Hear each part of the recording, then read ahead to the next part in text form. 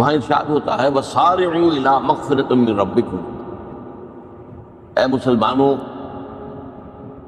دوڑ لگا دو اور آگے سے آگے نکلنے کی کوشش کرو۔ مسارعت کے معنی ہوں گے تیز دوڑنے میں ایک دوسرے کے ساتھ مقابلہ کرتے ہوئے آگے نکلنے کی کوشش۔ سارعوا الی مغفرۃ من ربکم، اپنے رب کی مغفرت کی طرف دوڑو اور دوڑ میں مقابلہ کرو، ایک دوسرے سے آگے نکلنے کی کوشش کرو۔ وجنت، اور اس جنت کی طرف دوڑ لگاؤ، عرضها السماوات والارض، جس کا پھیلاؤ آسمانوں اور زمین جتنا ہے۔ اعدت للمتقین، وہ تیار کی گئی ہے، سجائی گئی ہے، اسے پورے اہتمام کے ساتھ تیار کیا گیا ہے اہل تقویٰ کے لیے۔ ان اہل تقویٰ کے کچھ اوصاف کیا ہیں؟ الذین ينفقون فی السراء والضراء، وہ لوگ جو خرچ کرتے ہیں مراد ہے اللہ کی راہ میں، اور اللہ کی راہ میں خرچ کرنے کی دو مدیں ہیں۔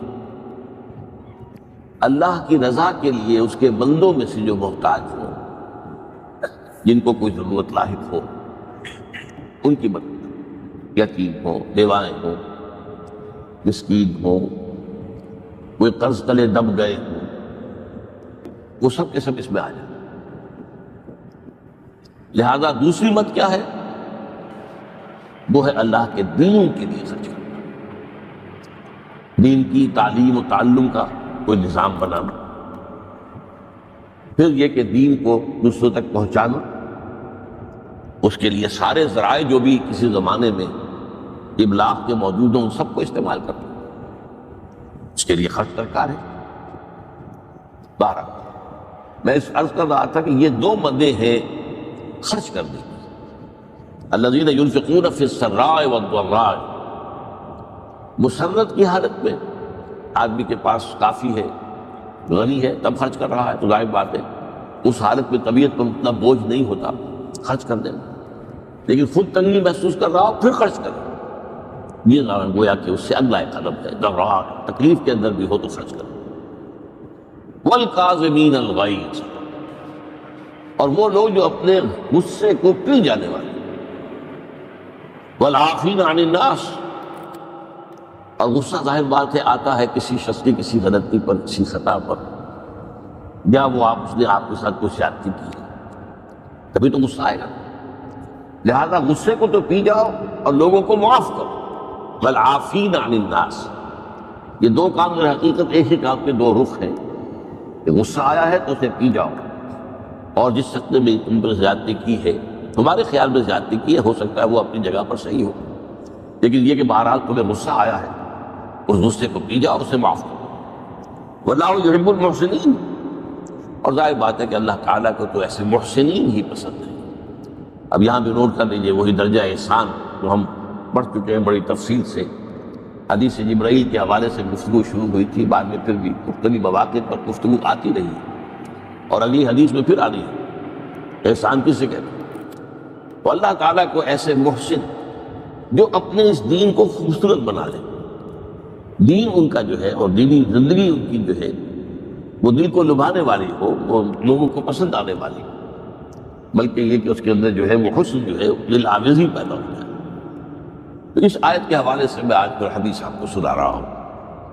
اس کے راوی حضرت ابو ہریرہ رضی اللہ تعالی عنہ، انہوں نے ذکر کیا ہے، اور اس کی روایت بھی ہے امام بخاری نے کی ہے رحمہ اللہ، ان رجلا قال للنبی صلی اللہ علیہ وسلم، ایک شخص نے حضور صلی اللہ علیہ وسلم سے عرض کیا، اوصنی، حضور مجھے کچھ وصیت فرمائیے۔ اوصا یوصی ایصاء، وصیت کرنا، وصا یوصی توصیۃً، اس کے معنی وہی ہے۔ وصا یوصی کے معنی ہو جائیں گے تدریجاً مسلسل وصیت کرتے رہنا، نصیحت کرتے رہنا، اور ایک ہے ایک مرتبہ آپ نے ایک بات کہہ دی، اوصنی، مجھے وصیت فرمائیے، مجھے نصیحت فرمائیے۔ قال لا تغضب، آپ نے ایک ہی بات فرمائی، غصہ نہ کیا، مغلوب الغضب نہ ہو جائے، کہ غصہ آئے اور تم پر چھا جائے، تمہارے اوپر اپنا غلبہ کرے۔ فردد مرارا، اب اس شخص کے دل میں شاید کوئی اور بات تھی، اس نے پھر پوچھا اوصنی حضور، بس کیجیے وصیت۔ آپ نے پھر فرمایا لاتا ہوگا، پھر پوچھا، وہ تکرار کرتا رہا، حضور نے بھی ہر مرتبہ وہی بات۔ اب اس سے اندازہ ہو جاتا ہے کہ یہ اس بات کتنی اہم ہے۔ تو پہلی بات تو میں آپ کو یہ بتا دوں کہ غصہ آ جانا کوئی غیر فطری بات نہیں ہے، غصہ اللہ تعالیٰ نے انسان میں رکھا ہوا ہے۔ البتہ غصے کے اعتبار سے حضرت حسن غالب الحسن بصری رحمہ اللہ، ان کا ایک قول بڑا حکیمانہ ہے، بہت حکیمانہ۔ وہ فرماتے ہیں کہ ایک انسان تو وہ ہوتا ہے جو پورا انسان ہوتا ہے، مکمل انسان، ایک ہوتا ہے نصف رجل، آدھا انسان، وہ انسانیت کے معیار پر پورا نہیں ہوتا، ہاں نصف آدھا۔ اور ایک انسان ہوتا ہے لیس برجل، وہ انسان ہوتا ہے جو حیوان۔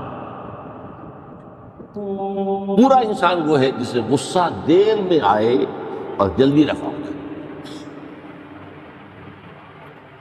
اور آدھا انسان وہ ہے جسے غصہ جلدی آئے لیکن جلدی رفع بھی ہو جائے، یا دیر میں آئے اور دیر میں رفع ہو، یہ دونوں برابر ہو جائیں گے۔ جلدی غصہ آیا جلدی ختم بھی ہو گیا، دیر میں آیا دیر لگا دی جانے میں بھی۔ اور جو شخص سرے سے انسانیت کا مستحق ہی نہیں کہ اسے انسان مانا جائے، انہیں غصہ جلدی آ جائے اور دیر میں جائے، وہ اصل میں پھر انسان نہیں، وہ اخلاقی اعتبار سے پورا انسان کہلانے کا مستحق۔ تو غضب کے اعتبار سے یہ تین چیزیں جو ہے وہ سامنے ہیں۔ پھر مزاجوں کی بات بھی ہوتی ہے، اللہ تعالیٰ نے مختلف مزاج بنائے ہیں۔ بعض قبائل کے اندر جمال کان سے زیادہ ہوتا ہے، جمالی شخص، خوبصورت شخص کمال۔ بعض جلالی مزاج کے لوگ ہوتے ہیں، ہمارے بزرگوں میں بھی ہوتا ہے، دیندار لوگوں میں بھی ہوتا ہے، یہاں تک کہ نبیوں میں بھی۔ حضرت موسیٰ علیہ السلام جلالی طبیعت جانتے، آپ کو معلوم ہے اس کے واقعات تمہارے سامنے ہے جو قرآن میں موجود۔ ایک قبطی کا اور ایک اسرائیلی کا جھگڑا ہو رہا تھا، تو اس اسرائیلی نے مدد مانگی، تو حضرت موسیٰ نے ایک مکہ لگایا ہے اس قبطی کو، اس کی جان نکال دی۔ تو ان کے غضب کا، ان کی جلالی طبیعت کا یہ حال۔ اور اس کا سب سے بڑا نقشہ جو قرآن مجید میں آتا ہے کہ جب اللہ تعالیٰ نے جب ہجرت ہو گئی اور مصر سے حضرت موسیٰ علیہ السلام اپنی قوم کو لے کر، بنی اسرائیل کو لے کر نکل آئے، دریا یا سمندر بھی اللہ نے پار کرا دیا، سمندر کو یا دریا کو پھاڑ کر۔ اس کے بعد وہ مرحلہ آیا کہ انہیں اب شریعت دی جائے، اس لیے کہ اصل میں ہجرت کے بعد پھر شریعت آتی ہے۔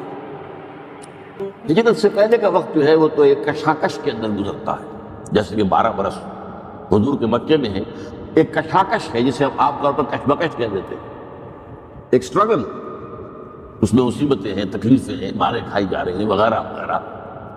تو ابھی کسی تفصیلی شریعت کے لیے جانے کا موقع نہیں تھا۔ نماز بھی جا کر 5 وقتہ جو ہے وہ سن 1190 میں فرض ہوئی ہے، یعنی آپ سمجھئے کہ ہجرت سے 1-1.5 سال پہلے۔ اس کے علاوہ زکوٰۃ کا کوئی نظام ابھی باقاعدہ نہیں ہے، اتنے میں سے اتنا کوئی نہیں۔ ہاں عام طور پر لفظ زکوٰۃ استعمال ہوا ہے، اپنے مال کو پاک کرو، پاک کرتے رہا کرو، مال میں سے صدقہ خیرات نکالتے رہا کرو، اس سے وہ مال پاک ہو جائے۔ تو اسی طریقے سے جو ہجرت آئی حضور پر، جو ہجرت کے بعد شریعت نازل ہوئی مدینہ منورہ میں، اور دورہ ترجمہ قرآن میں یہ بات واضح میں کر دیا کرتا ہوں کہ اس شریعت کا بلو پرنٹ جو ہے، یہ لفظ آپ میں سے بہت سے حضرات جانتے ہوں گے، کوئی عمارت بنانی ہو تو اس کا جو نقشہ بنتا ہے، پہلا وہ ایک نیلے کاغذ پر بنتا ہے، بلو پرنٹ۔ تو بلو پرنٹ جو ہے اس شریعت محمدی علیہ صاحب الصلاۃ والسلام کا، وہ سورہ بقرہ میں تیار ہوتا ہے۔ پھر اس میں جو تفاصیل کے اور پورے جو خد و خال آئے ہیں، وہ پھر سورہ نساء اور سورہ مائدہ اس کی تکمیل کی شروع۔ بہرحال جب حضرت موسیٰ کو اللہ تعالیٰ نے طلب کیا 40 دن کے لیے کوہ طور پر، اس کو ہم چلہ بھی کہہ سکتے ہیں، 40 روز کی اللہ تعالیٰ نے ان سے ریاضت کروائی، مشقت، روزہ اور یہ کہ عبادت اور ذکر الہی۔ اس کے بعد انہیں اللہ نے تورات عطا فرمائی۔ اس میں آپ کو یاد آ جانا چاہیے، حضور سے بھی قرآن مجید کے نزول سے قبل اسی طرح کا معاملہ غار حرا میں آپ کی جو خلوت گزینی ہوتی تھی، اور وہاں پر جو بھی آپ اب کیا عبادات کرتے تھے یہ ہمیں معلوم نہیں، لیکن یہ ہے کہ عام طور پر جو محدثین نے کہا ہے کان صفت تعبدہ فی غار حرا التفکر بالاعتبار، غور و فکر کرتے تھے یہ کائنات کیا ہے، کیا اس کا نظام ہے، یہ معاشرہ ہمارا کدھر جا رہا ہے، یہ خرابیاں کیوں بڑھ رہی ہیں، یہ کیوں انسان کا خون کرتا ہے، یہ کیا بات ہے، یہ کیا وجہ ہے کہ کچھ لوگ بھوکے مر رہے ہیں، کچھ لوگ جو ہے ان کے پاس بہت دولت جمع ہو گئی، یہ غور و فکر جو ہے تو یہ آپ کا رہا ہے مارا، لیکن یہ کہ تخلیہ اور غار میں آپ کا قیام یہ اپنی جگہ پر سب